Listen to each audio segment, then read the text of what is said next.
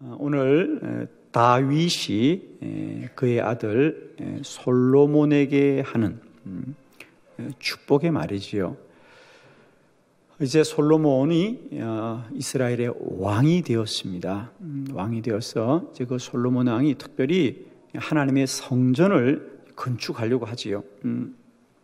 이제 그 중요한 일을 맡아야 되는 왕에게 아버지 다윗이 무엇이라고 복을 빌어주냐 하면, 아들아, 너는 앞으로 여호와께서 형통하게 하기를 원하노라. 그리고 하나님이 너를 형통하게 할 것이다. 하나님이 형통하게 할 것이다. 자, 여러분, 우리는 자녀들에게 어떤 당부를 하지요? 자녀가 새롭게 학교를 진학한다든지 또 새롭게 직장에 들어간다면, 우리 옛날에 어른들은 그랬던 것 같아요.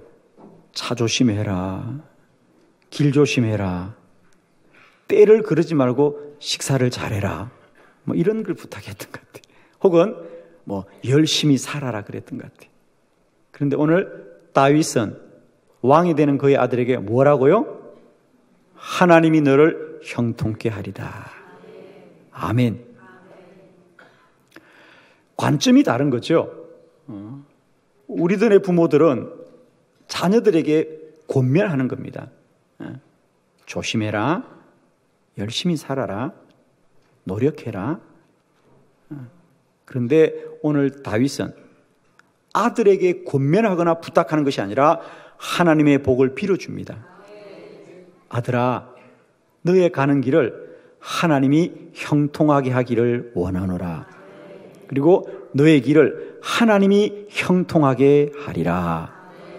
아들의 앞길에 하나님의 일하심을 빌어주고 하나님을 소망케 한 줄로 믿습니다. 그렇습니다. 사람이 노력하면 자기가 노력한 것만 잘 되지만 하나님이 형통케 하면 무슨 일이든지 잘 되게 하고 언제나 잘 되게 하고 누굴 만나도 잘 되게 하고 모든 일이 잘 되게 될 줄 믿습니다. 저는 2019년 한 해 우리 한빛교회와 우리 모든 성도들의 삶이 형통하기를 축원합니다. 자, 오늘 말씀을 통하여서 다시 한번 우리가 하나님의 형통함을 깨닫고 믿고 누리져지는 은혜가 있기를 축복합니다. 자, 첫 번째, 형통해야 합니다. 형통해야 합니다. 자, 역대상 22장 11절 말씀 우리 함께 큰 소리로 봉독합니다. 시작. 이제 내 아들아, 여호와께서 너와 함께 계시기를 원하며 내가 형통하여 여호와께서 내게 대하여 말씀하신 대로 내 하나님 여호와의 성전을 건축하매. 아멘. 첫 번째, 우리 하나님의 사람들은 반드시 형통해야 합니다. 형통해야 된다. 그것이 우리 그리스도인들의 가장 큰 복이라고 하는 거죠. 왜 그러냐면, 오늘 다윗이 그의 아들 솔로몬이 하나님의 성전을 건축하려고 할 때 가장 먼저 빌어주는 게 뭐냐? 아들아, 네가 형통하기를 원한다. 형통하기를 원한다. 자, 다윗이 왜 이런 말을 하는 마음이 읽혀지나요, 여러분? 다윗이 왜 아들에게 아들아, 몸 조심해라, 최선을 다해야 된다, 지도자는 담대해야 된다, 이런 얘기를 하지 않고 아들아, 너는 형통하기를 원한다. 왜 이런 말을 하지요? 그렇습니다. 먼저 인생을 살고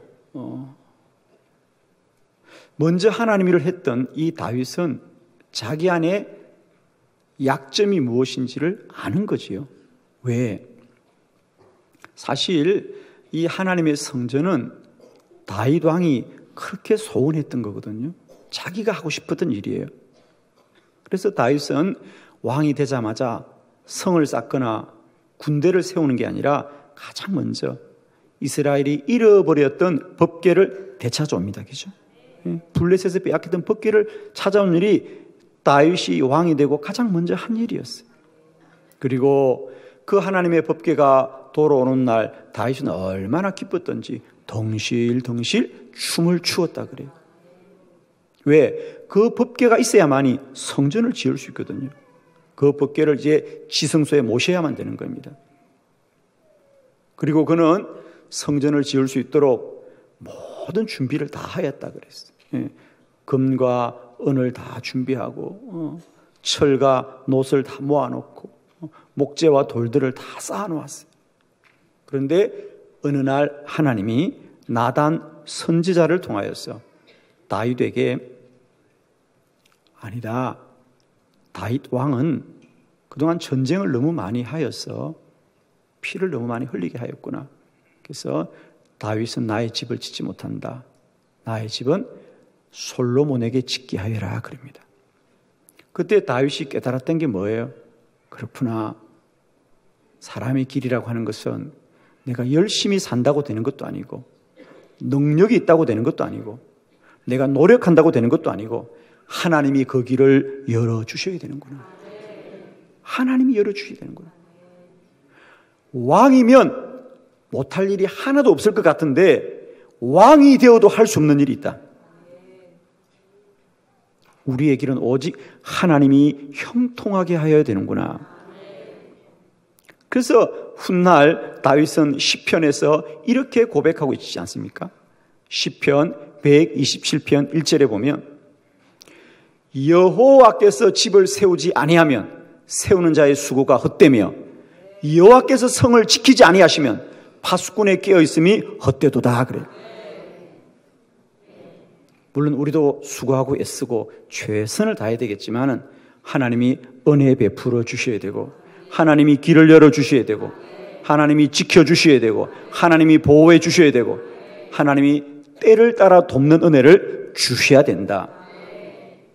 저는 올 한 해 우리가 열심을 다해 수고하되 그 수고 위에 하나님이 은혜 더하시기를 원합니다.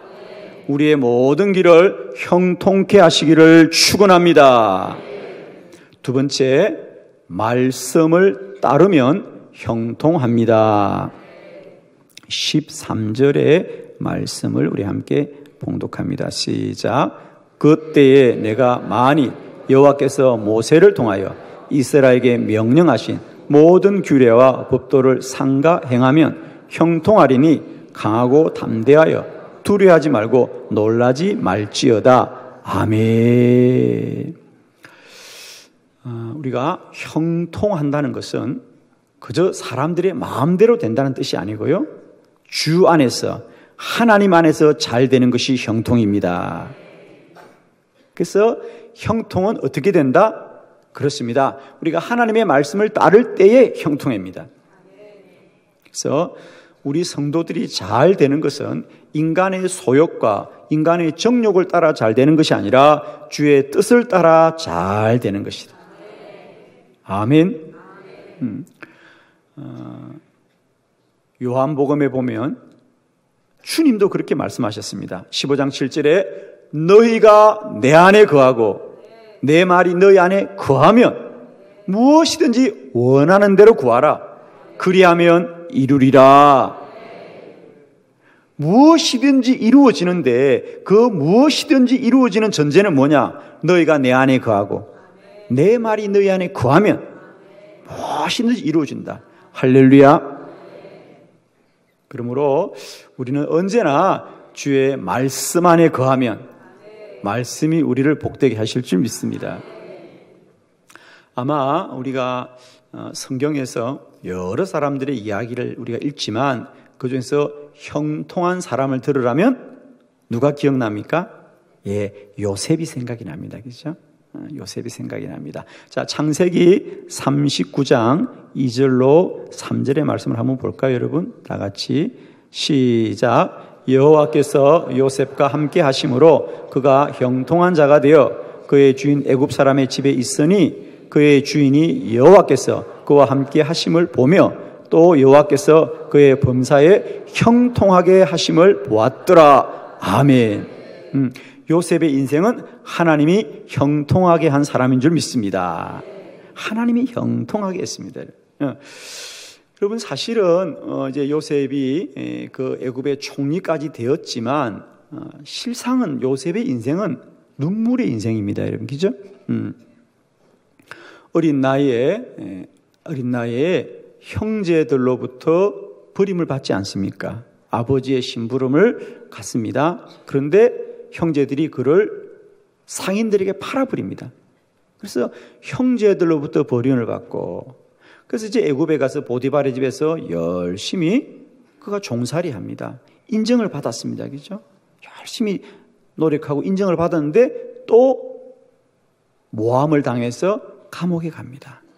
그가 충성했던 주인으로부터 버림을 받고, 또 그가 그 감옥에 가서 열심히, 그죠? 생활합니다. 그러다가 거기 온 사람의 꿈을 해몽해 줍니다. 좋은 일이 생겼지 않습니까? 그래서 그 사람이 다시 궁전으로 돌아갈 때에 그 사람이 당신을 내가 꼭 구해주겠다고 하는데 그도 나가서 또 요셉을 잊어버립니다. 버림당합니다. 요셉은 사랑하는 가족으로부터 버림을 받고, 그가 충성했던 주인으로부터 버림을 받고, 그가 사랑했던 사람으로부터 버림을 받습니다. 이런 요셉의 인생이 얼마나 고난과 고통의 여정이겠습니까? 그러나 아무도 우리는 요셉이 불행하다고 말하지 않습니다. 세상 사람 다 그의 인생을 버려도 하나님 한 분, 여호와께서 요셉과 함께 하시더라. 여호와께서 그의 범사에 형통하게 하시더라. 하나님이 길을 열어주면 모든 길이 열립니다. 사람이 아무리 막고 버리고 원수 지어도 하나님이 그 길을 복되게 하시면 형통하게 될 줄을 믿습니다. 그러면 요셉은 어떻게 그렇게 한두 가지 일도 잘 되는 것이 아니라 오늘 말씀 그대로 뭡니까? 범사에 형통하더라. 범사, 모든 일이 잘 되더라 말이지. 어디를 가도 잘 되고, 누구를 만나도 잘 되고, 뭘 해도 잘 되고, 언제나 잘 되고, 범사가 형통하더라. 그럼 어떻게 요셉은 이런 사람이 되었을까? 언제나 성경이 그 얘기를 우리에게 하고 있죠. 자, 창세기 39장 9절의 말씀이죠. 요셉이 어떻게 이렇게 형통한 사람이 되었는가? 그것을 우리에게 말씀해 주고 있습니다. 우리 9절의 말씀을 같이 한번 합독합니다. 시작. 이 집에는 나보다 큰 이가 없으며 주인이 아무것도 내게 금하지 아니하였어도 금한 것은 당신뿐이니 당신은 그의 아내임이라. 그런즉 내가 어찌 이 큰 악을 행하여 하나님께 죄를 지으리까. 아멘. 오늘 본문 말씀이 무엇인지 아시죠? 그가 보디발의 집에서 종살이할 때 보디발의 아내가 그를 유혹합니다. 그때 요셉이 자기를 지켰던 말의 고백이 이겁니다. 그의 아내는 보는 사람이었고 아무도 아는 사람이 없으니까. 그런데 요셉은 아닙니다. 아무도 우리를 보는 사람이 없어도 내가 어찌 하나님 앞에서 죄를 지으리까. 하나님. 그렇습니다. 요셉은 언제나 하나님이 기준이었어요. 하나님이 기준이었습니다.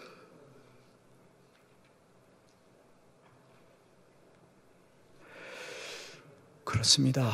우리가 아무리 고난의 어두운 밤을 지나갈지라도 말씀을 따르면 하나님이 그 걸음을 형통하게 하셔요.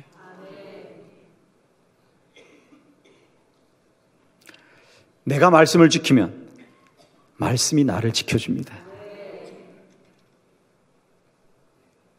내가 하나님을 따르면 형통이 따라옵니다. 아멘.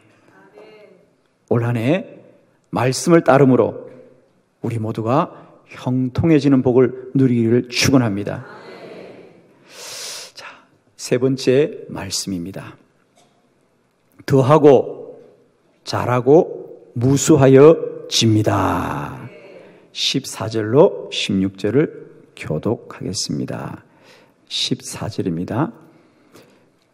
내가 환난 중에 여호와의 성전을 위하여 금 10만 달란트와 은 100만 달란트와 녹과 철을 그 무게를 달 수 없을 만큼 심히 많이 준비하였고 또 제목과 돌을 준비하였으나 너는 더할 것이며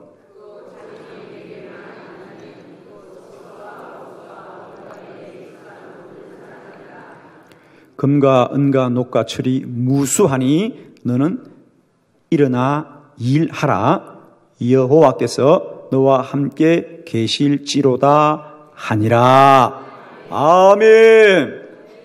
자, 여러분, 하나님이 형통하게 되면 더하고 잘하고 무수하여질 줄로 믿습니다. 오늘 본문의 말씀에 이제 다윗이 솔로몬에게 그렇게 말합니다. 나는 너의 길을 하나님이 형통하게 하기를 원하노라.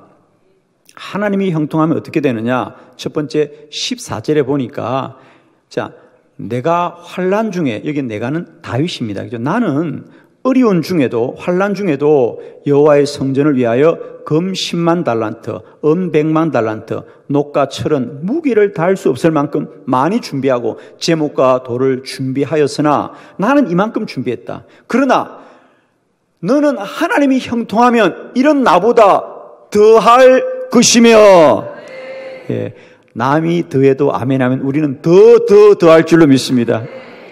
아멘이십니까?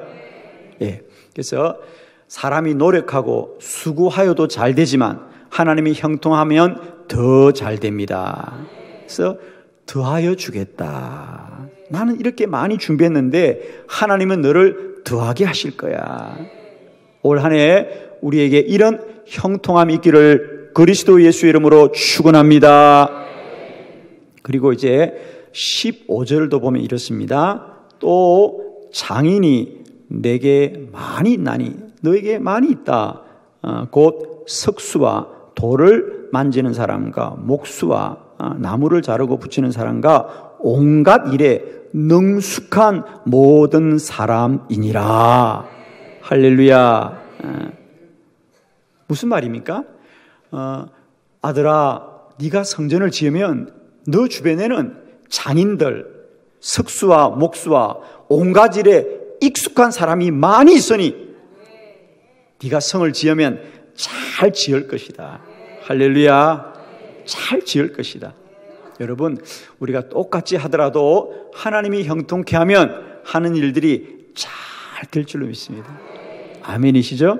저는 우리가 똑같이 하더라도 잘하는 자. 아멘. 저는 올 한 해 우리 한빛교회와 또 모든 성도님들이 올 한 해 잘 되기를 축원합니다. 똑같이 일을 하더라도 잘 될 줄로 믿습니다. 저는 올 한 해 여러분의 이름이 높은 자리에서 불러지기를 축원하고 존귀케 되기를 축원하고 많은 사람의 존중과 사랑받기를 축원합니다. 많이 알려지고 많이 소문나고 많은 사람이 부러워하고 많은 사람의 사랑을 받기를 축원합니다. 똑같은 일을 하도록 잘 되게 할 것이다.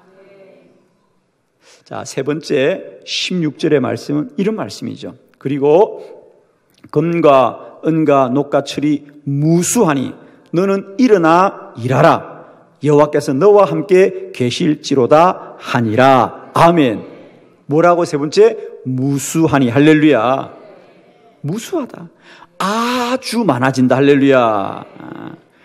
하나님이 저와 여러분을 형통케 하시면 올 한 해도 더하고 잘하고 무수하여질 줄을 믿습니다. 우리 성경에 이렇게 하나님이 형통케 하고 하나님이 복을 주신 자들의 이야기가 많이 있는데 그 중에 여러분 르호봇 기억나십니까? 나의 하나님은 르호봇입니다. 창세기 26장에 보면 아브라함의 아들 이삭이 이제 이 가나안 땅에 기근이 들어서 그가 블레셋으로 가게 됩니다. 그런데 그 땅에, 이 블레셋 땅에 이삭이 농사를 지으면 어디서 농사를 지어도 무엇을 농사를 지어도 잘 되게 하였어. 몇 배의 복을 받았더라? 몇 배의 복을 받았더라? 자, 남의 일이라도 크게 하면 그렇게 될 거예요. 몇 배의 복을 받았더라? 100배의 복을 받았더라. 할렐루야. 어떻게 성경에 그런 말이 기억이 안 나나 모르겠어요. 좋은 말인데. 하나님이 이삭에게 100배의 복을 주더라. 할렐루야. 그래서 이 블레셋 왕 아비멜렉이 셈이 나는 거예요. 그래서 사람들이 막 소리를 질러서 이삭을 쫓아내요. 그래서 그가 그랄 골짜기 가요. 근데 또 신기하게도 그랄 골짜기 가서 양을 치면서 우물을 파면 파는 우물마다 물이 나와. 그걸 성경이 뭐라 그래요? 하나님이 이삭에게 복을 주더라. 그래서 이삭이 너무 신기해서 이곳을 르호봇이라고 하더라. 르호봇은 번역하면 번성하다, 번영하다, 하나님의 복을 받더라는 뜻입니다. 2019년 우리의 하나님이 르호봇의 하나님이기를 축원합니다. 하나님이 형통케 하면 더하고 잘하고 무수하여질 줄을 믿습니다. 자, 감사합니다. 마지막 네 번째, 하나님이 형통케 하면 평안을 누립니다. 18절 말씀 함께 다 같이 합독합니다. 시작. 너희 하나님 여호와께서 너희와 함께 계시지 아니하시느냐? 사면으로 너에게 평온함을 주지 아니하셨느냐? 이 땅 주민을 내 손에 넘기사 이 땅으로 여호와와 그의 백성 앞에 복종하게 하셨나니. 아멘. 이제 마지막 이 18절과 19절은 그 솔로몬과 함께 있던 이스라엘의 백성들, 그 주변의 사람들에게 이야기하는 거예요. 솔로몬뿐 아니라 여러분도 꼭 기억하십시오. 하나님이 여러분을 형통하게 하실 것입니다. 하나님이 형통하시면 사면으로 너희를 평온하게 하시리라. 평안하게 하시리라. 그래서 표준 세 번에 보면 너에게 평화를 주시리라. 할렐루야. 평화를 주시리라. 여러분, 올 한 해 여러분의 삶의 모든 지경이 평안을 얻기를 축원합니다. 세상의 복은, 물론 세상도 우리에게 복을 줍니다. 물질의 복도 줄 수 있고요, 그죠? 우리가 좋은 자리에 오를 수도 있고요, 좋은 집을 가질 수도 있습니다. 그러나 여러분 이거 아시죠? 우리가 돈을 많이 벌어서 비싼 침대를 돈을 주고 살 수는 있지만은 침대가 우리에게 편안한 잠을 주지는 않아요. 내가 돈을 벌어서 좋은 침대를 살 수 있지만 잠까지 살 수 있는 건 아니에요. 잠은 하나님이 주십니다. 우리 성경에도 말씀하셨습니다. 하나님은 사랑하는 자에게 잠을 주시도다. 오늘 밤도 편안하게 주무시길 바랍니다. 여러분, 내가 돈을 주고 큰 아파트를 살 수 있어요. 그러나 내가 큰 집을 산다고 행복해집니까? 아니에요. 행복은 하나님이 주셔야 돼요. 아멘이시죠? 그렇습니다. 반드시 하나님이 형통케 해야 되는 것은 하나님이 형통케 해야 돼만 그 심령이 평안을 얻습니다. 아멘이죠? 평안을 얻습니다. 형통케 하는 자는 더하고 잘하고 무수해질 뿐 아니라 그 심령을 평안하게 하리라. 아무것도 염려하지 말고 다만 모든 일에 기도와 간구로 너희 구할 것을 감사함으로 하나님께 아뢰라. 그리하면 모든 지각에 뛰어난 하나님의 평강이 그리스도 예수 안에서 너희 마음과 생각을 지키시리라. 올 한 해 우리 한빛교회와 모든 성도들에게 하나님의 평강이 임하시기를, 하나님의 평화가 임하시기를, 샬롬이 임하기를 그리스도 예수 이름으로 축원합니다.